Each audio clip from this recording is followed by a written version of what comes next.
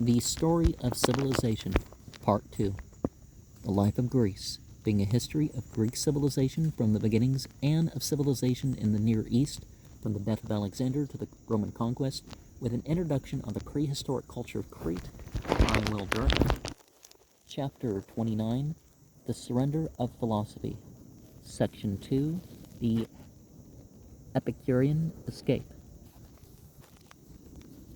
Though he described for many ages the theorist who loses his life in the cobwebs of speculation, Polybius was wrong in supposing that moral problems had lost their lure for the Greek mind. It was precisely the ethical strain that in this period replaced the physical and the metaphysical as the dominant note in philosophy. Political problems were indeed in abeyance, for freedom of speech was harassed by the presence or memory of royal garrisons, and national liberty was implicitly understood to depend upon quiescence. The glory of the Athenian state had departed, and philosophy had to face what? To Greece was an unprecedented divorce between politics and ethics. It had to find a way of life at once forgivable to philosophy and compatible with political impotence. Therefore, it conceived its problem no longer as one of building a just state, but that of forming the self-contained and contented individual. Well, the individual development adds up in between individuals and leads to the just state. The ethical development now took two opposite directions. One followed the lead of Heraclitus, Socrates, Antisthenes, and Diogenes, and expanded the Conic into the Stoic philosophy. The other stemmed from Democritus, leaned heavily on Aristippus, and drew out the Cyrenaic into the Epicurean creed. Both of these philosophical compensations for religious and political decay came from Asia, Stoicism from Semitic pantheism, fatalism, and resignation, Epicureanism from the pleasure-loving Greeks of the Asiatic coast.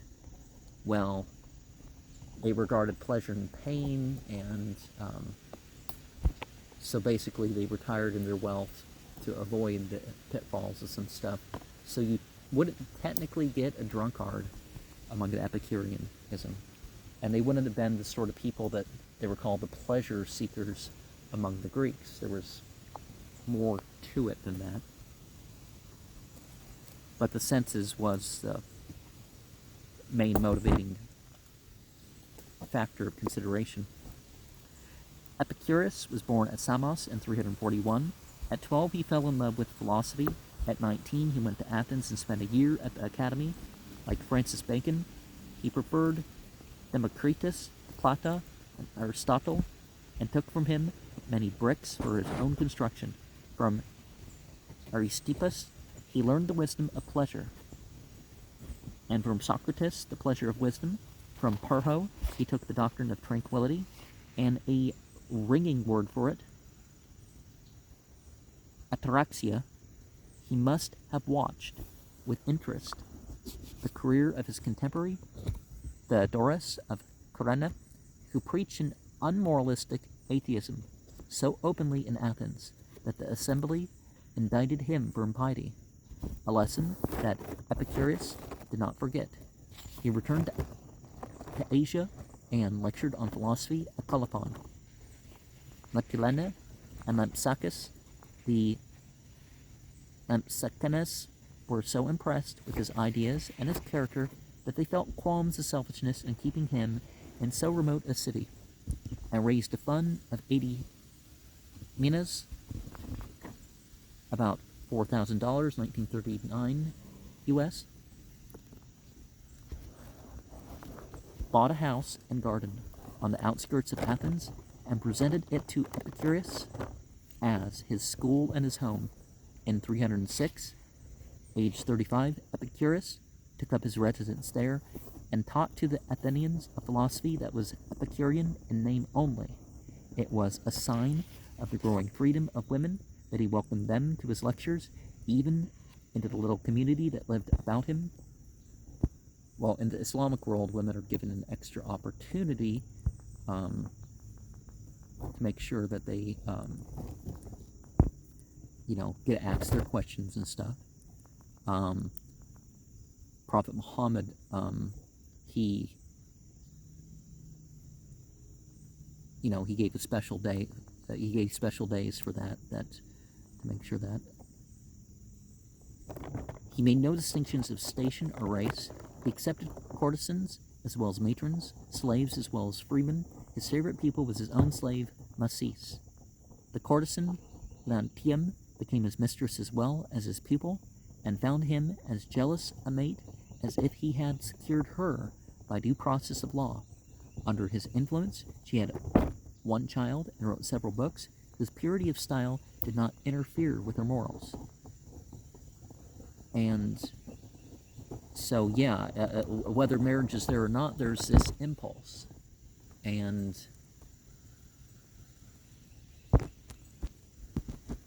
that people have towards their relationship. And when it comes to the different types of people and all that, can they behave themselves when you're teaching them, right?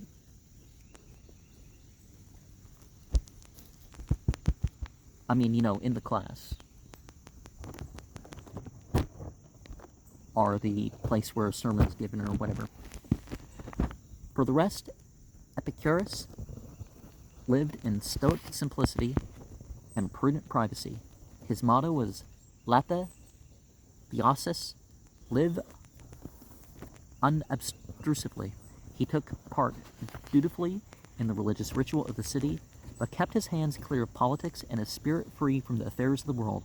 He was content with water and a little wine, bread and a little cheese. His rivals and enemies charged that he gorged himself when he could, and became abstemious only when overeating had ruined his digestion. But those who speak thus are all wrong. Diogenes Laertius assures us, and he adds, there are many witnesses of the unsurpassing kindness of the man to everyone.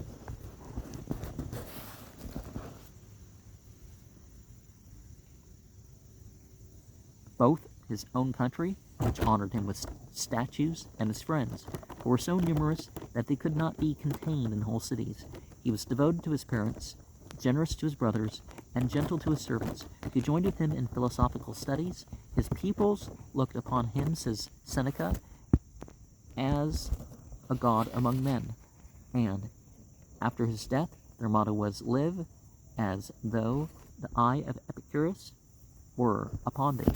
Between his lessons and his loves, he wrote 300 books. The ashes of Herculaneum preserved for us some fragments of his central work on nature. Diogenes Laertius, the Plutarch of philosophy. We have a translation of Plutarch's Lives on this channel. Handed down 3 of his letters, and late discoveries have added a few more. Above all, Lucretius enshrined the thought of Epicurus in the greatest of philosophical poems.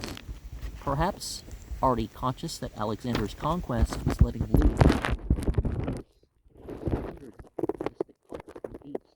Epicurus begins with the arresting proposition that the aim of philosophy is to free men from fear more than anything else, from the fear of what is considered to be gods and goddesses. And regard might be better too, but sitting around in fear all the time, definitely messes with your emotional and sensual well-being. He dislikes religion because he thinks it thrives on ignorance, promotes it, and darkens life with the terror of celestial spots.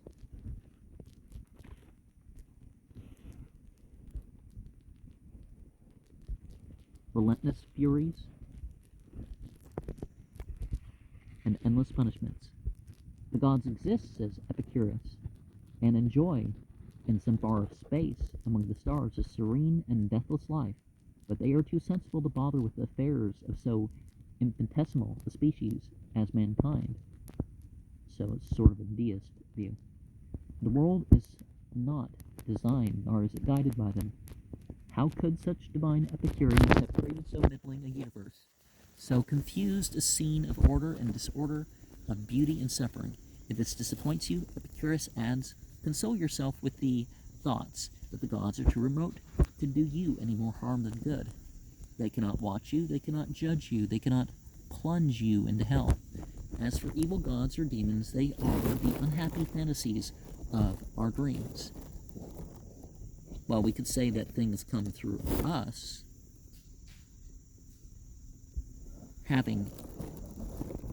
our experience comes through our vehicles and all that. Having rejected religion, Epicurus goes on to reject metaphysics. We can know nothing of the suprasensual world. Reason must confine itself to the experience of the senses, and must accept these as the final test of truth. All the problems that Locke and Leibniz were to debate 2,000 years later are here settled with one sentence. If knowledge does not come from the senses, where else can it come from? And if the senses are not the ultimate arbiter of fact, how can we find such a criterion in reason, whose data must be taken from the senses? Nevertheless, these senses give us no certain knowledge of the external world. They catch not the objective thing itself, but only the tiny atoms thrown off by every part of its surface, and leaving upon our senses little replicas of its nature and form. If therefore we must have a theory of the world, and really it is not altogether necessary, we had better accept Democritus's view that nothing exists, or can be known to us, or can even be imagined by us, except bodies in space, and that all bodies are composed of indivisible and unchangeable atoms. These atoms have no color, temperature, sound, taste, or smell. Such qualities are created by the corpuscular radiations of objects upon our sense organs, but the atoms do differ in size, weight, and form, for only by this supposition can we account for the infinite variety of things. Epicurus would like to explain the operation of the atoms on purely mechanical principles, but as he is interested in ethics far more than in cosmology, and is anxious to preserve free will as a source of moral responsibility and the prop of personality, he abandons Democritus in mid-air and supposes a kind of spontaneity in the atoms.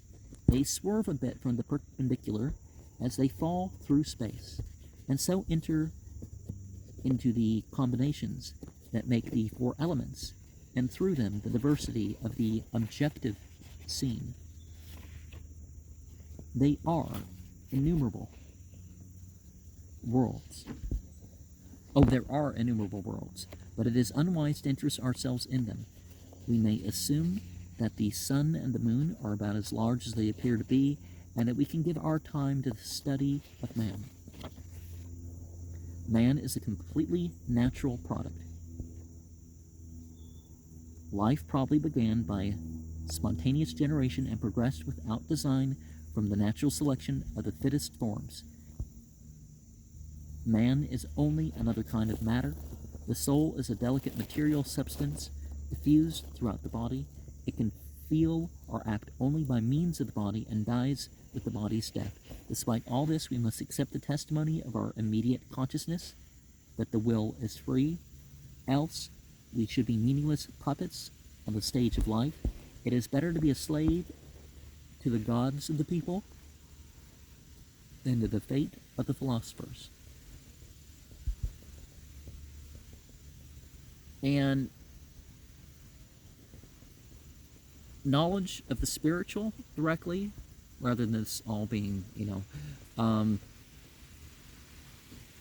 being just really physical categories, is possible. And some people have it, some people don't. But of course, sometimes it's better not to fight how things are in society. If you really don't have your thing, something of your own, it's generally just, the people say it. But, there's usually some problems, if not a lot of problems, with just going along with whatever the people believe. The real function of philosophy, however, is not to explain the world, since the part can never explain the whole, but to guide us in our quest of happiness. That which we have in view is not a set of systems and vain opinions, but much rather a life exempt from every kind of disquietude. Over the entrance to the garden of Epicurus was the inviting legend, "Guest, thou shalt be happy here." For here happiness is esteemed the highest good. Virtue in this philosophy is not an end in itself, but is only an indispensable means to a happy life. It is not possible to live pleasantly without living prudently, honorably, and justly, nor to live prudently, honorably, and justly without living pleasantly. The only certain proposition in philosophy is that pleasure is good and that pain is bad. What's that song? Jane's Addiction. Ain't no wrong, ain't no right. There's only pleasure and pain. Sensual pleasures are in themselves legitimate, and wisdom will find some room for them. Since, however, they may have ill effects, they need such discriminating pursuit as only intelligence can give. When, therefore, we say that pleasure is the chief good, we are not speaking of the pleasures of the debauched man, or those that lie in sensual enjoyment. Some words left out. But we mean the freedom of the body from pain, and of the soul from disturbance, for it is not continued drinkings and revels, or the enjoyment of female society, or feast of fish, or other expensive foods that make life pleasant, but such sober contemplation as examines the reason for choice and avoidance, and puts to flight the vain opinions from which arises most of the confusion that troubles the soul. In the end, then, understanding is not only the highest virtue, it is also the highest happiness, for it avails more than any other faculty in us to avoid pain and grief. Wisdom is the only liberator. It frees us from bondage to passions, from fear of the gods, and from dread of death. It teaches us how to bear misfortune, and how to derive a deep and lasting pleasure from the simple goods of life and the quiet pleasures of the mind. Death is not so frightful when we view it intelligently. The suffering it involves may be briefer and slighter than that which we have borne time and again during our lives. It is our foolish fancies of what death may bring that lend to it so much of its terror. And consider how little is needed to a wise, content, fresh air, the cheapest foods, a modest shelter, a bed, a few books, and a prayer.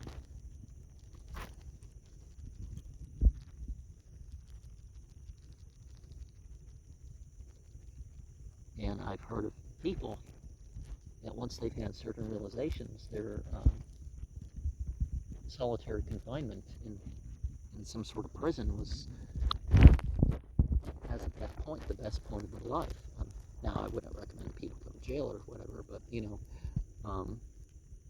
everything natural is easily procured, and only the useless is costly. We should not fret our lives out in realizing every desire that comes into our heads. Desires may be ignored when our failure to accomplish them will not really cause us pain. Even love, marriage, and parentage are unnecessary. They bring us fitful pleasures, but perennial grief, to accustom ourselves to plain living and simple ways, is an almost certain road to hell. The wise man does not burn with ambition or lust for fame. He does not envy the good fortune of his enemies, or even of his friends. He avoids the fevered competition of the city and the turmoil of political strife. And that includes social media, people. He seeks the calm of the countryside and finds the surest and deepest happiness in tranquility of body and mind, because he controls his appetites, lives without pretense, and puts aside all fears, the natural sweetness of life. Hedon rewards him with the greatest of all goods, which is peace. Well, some translate hedonism more directly like this. Some people render the idea of hedonism as the considering of the consequences, as this whole thing that defines it as hedonism, basically. This is a likably honest creed. It is encouraging to find a philosopher who is not afraid of pleasure and a logician who has a good word to say for the senses. There's no subtlety here and no warm passion for understanding. On the contrary, Epicureanism, despite its transmission of the atomic theory, marks a reaction from the brave curiosity that had created Greek science and philosophy. The profoundest defect of the system is its negativity. It thinks of pleasure as freedom from pain, and of wisdom as an escape from the hazards and fullness of life. It provides an excellent design for bachelorhood, but hardly for a society. Epicurus respected the state as a necessary evil, under whose protection he might live unmolested in his garden. But he appears to have cared little about national independence.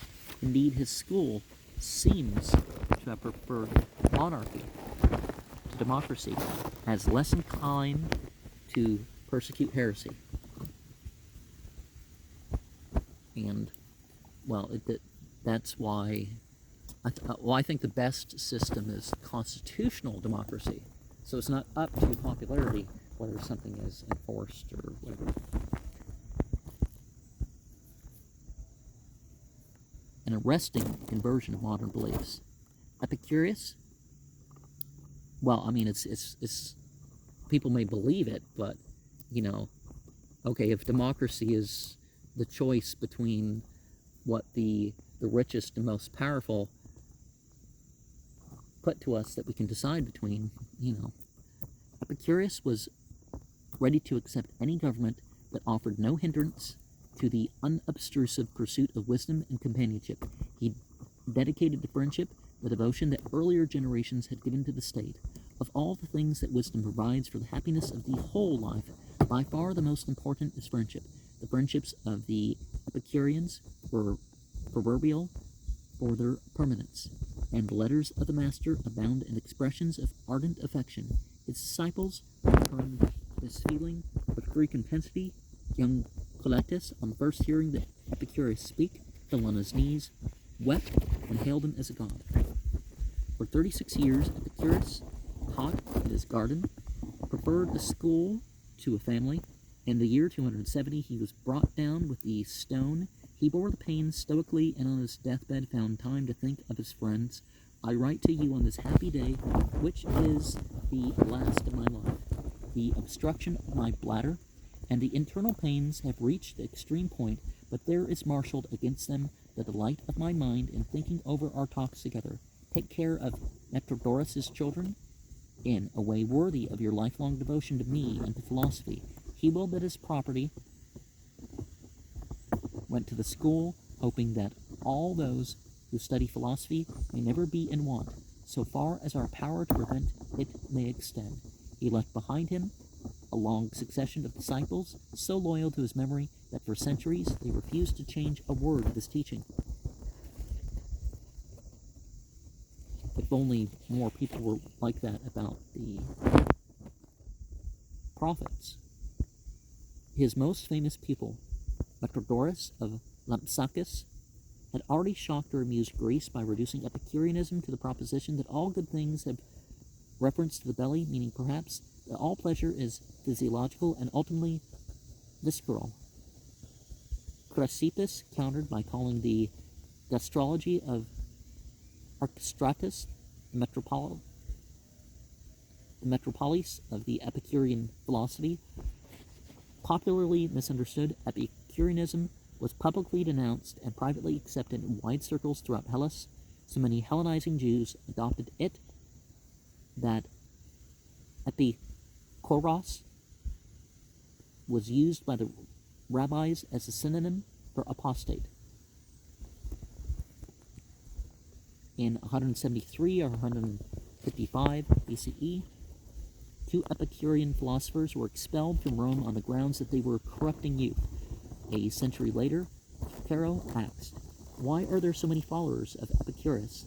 And Lucretius composed the fullest and finest extant exposition of the Epicurean system. The school had professed adherents until the reign of Constantine, some of them, by their lives, degrading the name of the master to mean Epicure. Others faithfully teaching the simple maxims into which he had once condensed his philosophy.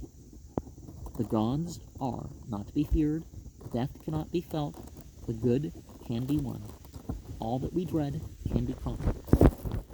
And I would like them to say, don't fear death. The pain that may occur as part of one process or another, sure. And of course, don't confuse things looking nice to then being nice to the person that's having them. I refer that most to, how we get our food.